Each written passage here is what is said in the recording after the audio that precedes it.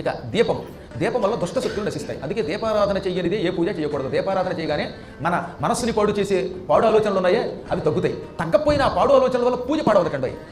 ఇది కొసమెరుపు, చాలా జాగ్రత్తగా వినవలసిన మాట కూడా.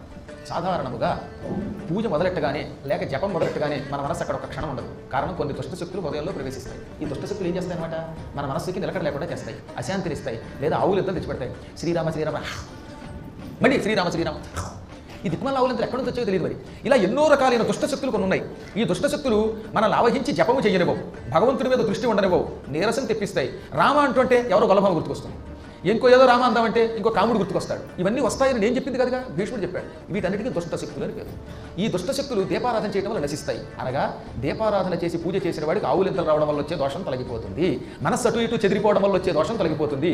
అశాంతితో ఉన్నవాడికి అశాంతి వల్ల వచ్చే దోషం తొలగిపోతుంది. అశాంతి వస్తుంది, రావదనండల్లా, కానీ అశాంతి వల్ల సద్గతులు ఆగవు. మనకు కావాల్సింది గతులు కదా, గతులు ఆగవు. మనం జపం చేయడం మొదలు పెట్టగానే మనస్సు అటు ఇటు పోతుంది. ఆ పోతున్న మనస్సు వల్ల మనకి ఏమనిపిస్తుంది, అయ్యో నేను రామ అందం అనుకున్నాను, కృష్ణ అందం అనుకున్నాను, లేక ఏదో స్తోత్రం చేద్దాం అనుకున్నాను, కానీ మనస్సు నిలకడగా ఉండలేదు. దీనివల్ల నా జపం వ్యర్థమేమో అని నీకు వెంకక్కర్లేదట. దీపం వెలిగించావు కనుక ఒక్క అక్షరం చదివినా ఆ ఫలితం కింద నీకు వచ్చి తీరుతుంది. ఆ ఫలితమును ఏ దుష్టశక్తులు తమతో పట్టుకుపోవు, నీకు నాశనం కాదు. ఆ ఫలితం శరీరం విడిచిపెట్టాక వెంట వచ్చి తీరుతుంది. అందుకని దీపారాధన చేయాలి. దీపం వెలిగించాక నీకు ఏదన్నా లోపల తేడా వచ్చి నీకు బెంగ పెట్టుకోకర్లా, హాయిగా దీపారాధన చేయి. అందుకే ఆ పూజ అయ్యేదాకా దీపం పండెక్కకుండా చూసుకో.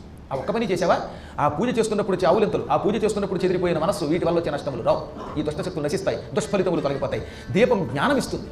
దీపం క్రమక్రమంగా మనిషిని జ్ఞానిని చేస్తుంది, గురుభక్తి పెంచుతుంది, పెద్దల మీద, పౌరాణికుల మీద, జ్ఞానుల మీద ప్రేమ పెంచుతుంది, భక్తి పెంచుతుంది.